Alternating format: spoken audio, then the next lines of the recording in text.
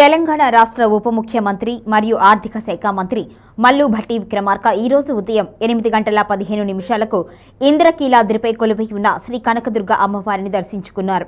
ఆలయానికి చేరుకున్న ఉప ముఖ్యమంత్రికి అసిస్టెంట్ కమిషనర్ శ్రీ రంగారావు మరియు అర్చకులు ఘన స్వాగతం పలికారు.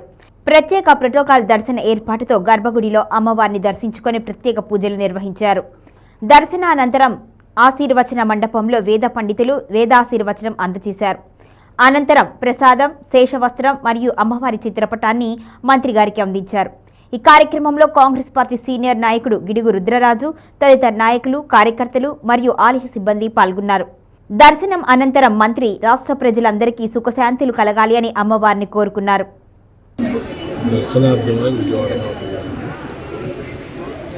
అమ్మవారి ఆశీస్సులు